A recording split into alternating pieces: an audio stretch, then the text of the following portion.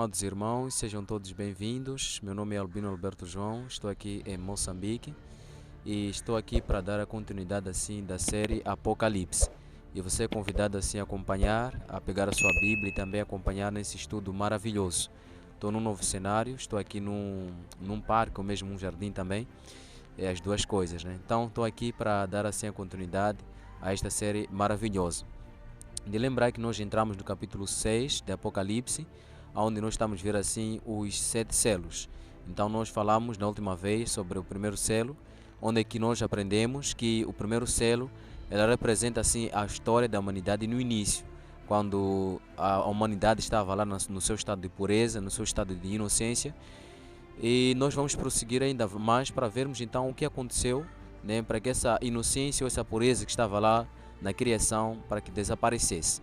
Então hoje vamos falar sobre o segundo selo, vamos ver assim o segundo cavaleiro e segundo também cavalo, né? Onde está o cavaleiro está o seu cavalo. Vamos ver aqui Apocalipse capítulo 6 e vamos começar nos versos 3 e versos 4. Deixa que eu abrir a minha Bíblia. Apocalipse capítulo 6, versos 3 e versos 4 diz assim: E havendo aberto o segundo selo, ouvi o segundo ser vivente dizendo: Vem e vê.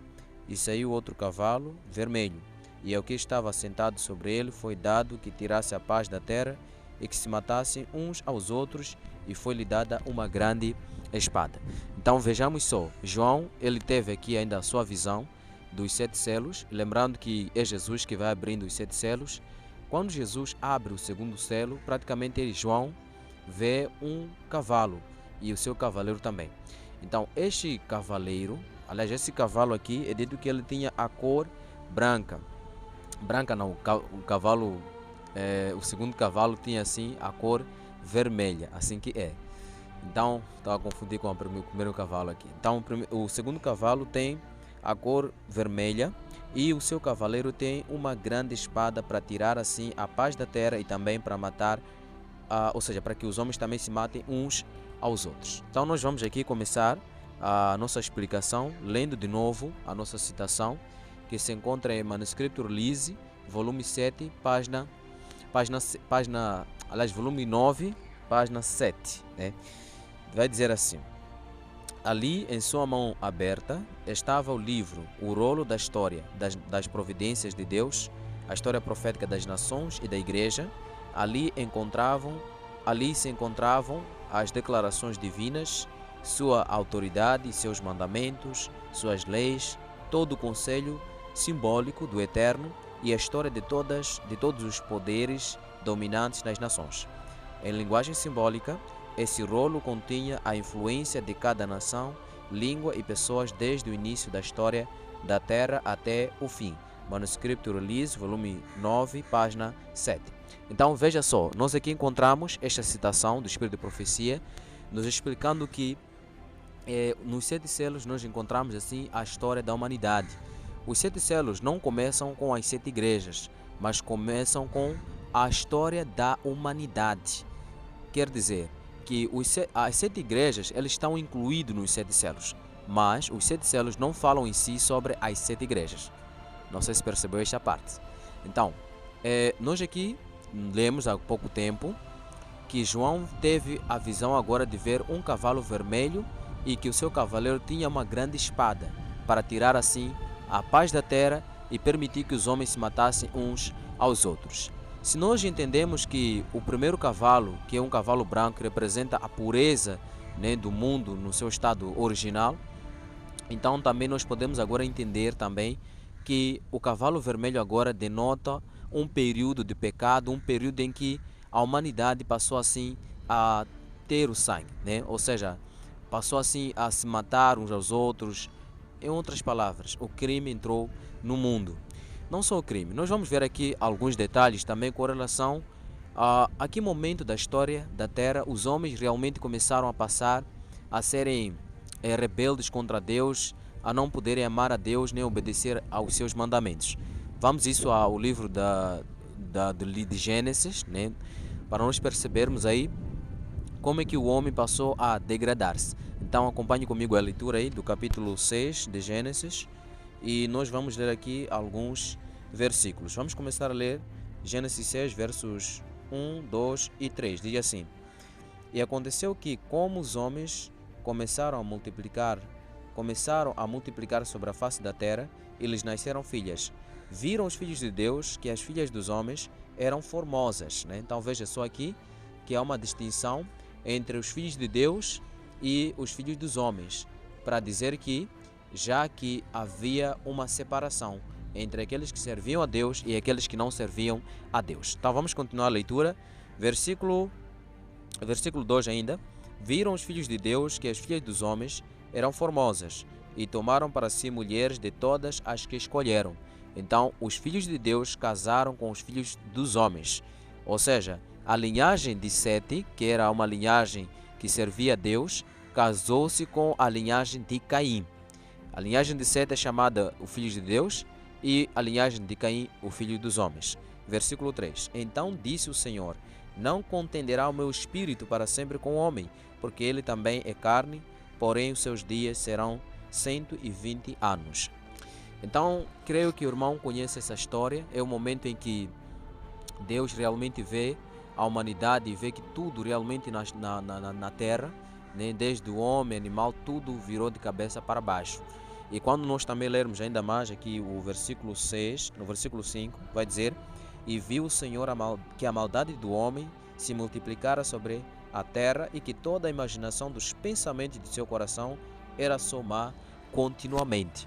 Então, para dizer que o ser humano passou a ter pensamentos errados, passou a ter uma imaginação corrompida acerca de Deus mesmo e acerca também realmente do céu, né? Em outras palavras, o homem passou a não gostar e não amar a Deus. Que tristeza, meus amados. Mas é realmente isso que nós encontramos na história bíblica. A imaginação do homem tornou-se má continuamente. Se no tempo de Noé, que é essa história que vamos ver aqui, já estava assim, imagine só então em nosso tempo, como é que a humanidade está. Está de uma forma degradada, né? De uma forma, enfim, corrompida mesmo. A sensualidade entrou no mundo. A época que nós vivemos é a época da sensualidade, onde que as pessoas praticamente estão andando nuas. Um mundo cheio de pecados, é o que nós estamos a ver nos dias de hoje, mostrando também que estamos próximo do fim dos tempos. E então, após Deus olhar aquilo que estava acontecendo com a humanidade no tempo de Noé, o que Deus então pensou? Vamos ver aqui, ainda mais no versículo 7, vai dizer assim. Versículo 6, aliás. Então arrependeu-se o Senhor de haver feito o homem sobre a terra, e pesou-lhe em seu coração. E disse o Senhor: Destruirei de sobre a face da terra o homem que criei, desde o homem até ao animal, até ao réptil e até a ave dos céus, porque me arrependo de os haver feito. Que declaração de tristeza. Deus se arrependeu de ter feito a humanidade, porque o desígnio de Deus ao criar a humanidade era para que eles fossem felizes. Mas quando Deus olhou para a humanidade, viu que realmente o homem estava indo de mal para pior. E então Deus agora diz: eu vou destruir a terra, vou destruir também o homem e vou destruir também o animal. Mas agora Deus fez uma aliança com alguém que na história chama-se Noé. Então é dito na história aqui, né, que Noé ele andava com Deus, no versículo 9. Noé, porém, andava com Deus. E aí então Deus fala para Noé para poder fazer uma arca para que salvasse as pessoas que quisessem ser salvas. Noé foi pregando durante 120 anos, chamando as pessoas para que pudessem se arrepender e vir assim a salvação. Mas o triste da história nos diz que somente Noé e sua família entrou na arca. Até não poderemos chamar de tristeza, porque essas 8 pessoas que foram salvas valeu a pena. E o resto da humanidade acabou perecendo. E assim então o mundo passou a estar transformado. As montanhas apareceram, enfim, tudo na história, tudo na humanidade, tudo no mundo, na criação, ficou de uma forma desfeita. E então, vamos aqui avançar ainda mais em nosso estudo. O que significaria então o cavalo vermelho? Se nós estamos a ver aqui a história da humanidade pós-pecado, exatamente no dilúvio, quando nós também abrimos o livro de Isaías, capítulo 1, versículo 18, deixa eu abrir aqui a minha Bíblia. Isaías capítulo 1, versículo 18. Nós vamos ver aqui as seguintes palavras que o nosso bom Deus fala para nós que vivemos nos dias de hoje. O que significa então a cor vermelha na Bíblia? Eu vou pegar um texto só, tem vários. Diz assim: Vinde então e ergui-me, diz o Senhor. Ainda que os vossos pecados sejam como a escarlata, eles se tornarão brancos como a neve. Ainda que sejam vermelhos como o carmesim, se tornarão como a branca lã. Então, na Bíblia Sagrada, a cor vermelha, ela significa pecado, ela significa homicídio, ela significa também perseguição, né? Então, tudo isso aqui significa a cor vermelha. E como você sabe, a cor vermelha não é uma boa cor, ela denota assim a cor de sangue. Então, quando os homens começaram a se multiplicar, e daí multiplicou-se também o pecado, então Deus destruiu a terra com o dilúvio. Mas então também encontramos a outra parte da história, quando nós lemos em Gênesis capítulo 11, versículo 3 e 4. Vamos só ver aqui o que os homens fizeram, né, quando houveram aí aquilo que é a multiplicação novamente, né, da humanidade por parte da geração de Noé. Estamos a falar dos seus 3 filhos, Jafé, Cam e Sem. Então, o que aconteceu quando eles então fizeram assim os seus filhos? Nós vamos ver aqui um texto, né, que vai nos fazer entender ainda mais melhor esta parte da história da humanidade.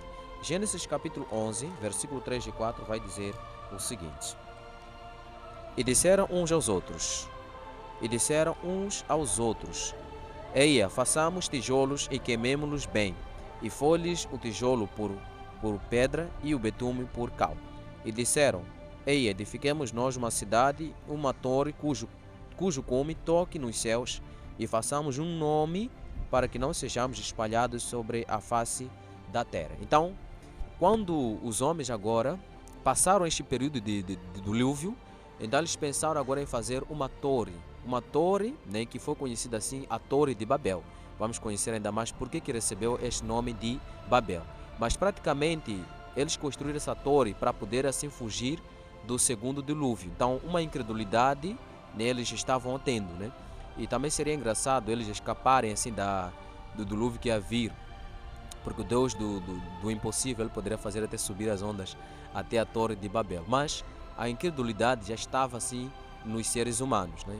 Então eles estavam a acreditar que viria assim o segundo dilúvio e eles poderiam assim escapar lá no alto, lá no topo, né? E queremos acreditar que é aí onde veio a origem, né, da construção das cidades e também dos prédios. Mas então o que aconteceu com a história? Será que os homens conseguiram chegar até o topo dos céus com a sua torre? Vamos continuar aqui com a leitura para nós percebermos então o que realmente teria acontecido. Quando nós lemos Gênesis capítulo 3, versículo 7, vai nos falar assim: Eia, desçamos e confundamos ali a sua língua, para que não entenda um a língua do outro. Então, em resumo aqui, Deus ele desceu para ver aquilo que os homens estavam a fazer, e a história nos fala que houve uma confusão de línguas. É aí onde saiu a origem, né, das nações, né, a origem também das disputas e também das guerras, onde praticamente encontramos que cada um disputava por um espaço de terra, por aí. Então, isso também deu a origem às guerras que nós temos nos dias de hoje. Agora você entende bem a palavra que diz em Apocalipse capítulo 6, nos versos 3 e 4 que nós lemos aqui há pouco tempo. Diz aí que o cavaleiro que estava sobre o cavalo vermelho, ele tinha grande espada para matar as pessoas. Ou seja, também diz para tirar a paz da terra e para que os homens se matassem uns aos outros. Quantas guerras nós estamos a ver nos dias de hoje entre a Rússia e a Ucrânia? Vemos também Israel e Hamas. E, enfim, os conflitos vão aumentando dia após dia, quando abrimos assim as notícias. Então, o segundo selo praticamente nos fala sobre a origem das nações, daquilo que realmente se deu após o pecado. Mas eu também queria avançar aqui nesta nossa aplicação, do nosso estudo, para também falar sobre a igreja de Esmirna. A igreja de Esmirna também, que é a segunda igreja, o segundo período da igreja, a segunda fase, passou por um momento de perseguição, um momento de sangue, um momento de muita luta, de muitas tribulações. Tanto é que quando nós lemos Apocalipse 2, versículo 10 e 11, Jesus nos fala: nada temas do que vais passar, eis que o diabo lançará alguns de vocês na prisão, e vocês terão uma tribulação de 10 dias. Então essa tribulação de 10 dias que a igreja de Esmirna iria passar, praticamente foi um período de 10 anos, porque dia em profecia significa um ano. Estou pegando aqui o meu telefone porque está fazendo muito vento aqui. Então, um dia em profecia significa um ano. Então, os 10 anos, os 10 dias da profecia de Apocalipse 2, versículo 10, significam assim 10 anos de muita perseguição, de muita hostilidade. Então, a igreja de Esmirna passou por um período de muita perseguição. Irmão Albino, por que você está fazendo esse paralelo?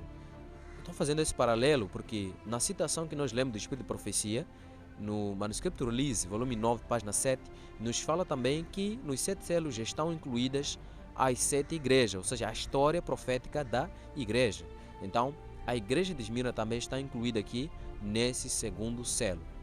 Tanto é que existiu um homem chamado Tertuliano, ele disse assim certa vez, que o sangue dos mártires é a semente da igreja, para dizer que quanto mais eles matavam os cristãos, então mais cristãos nasciam e tomavam o lugar daquelas pessoas que morreram.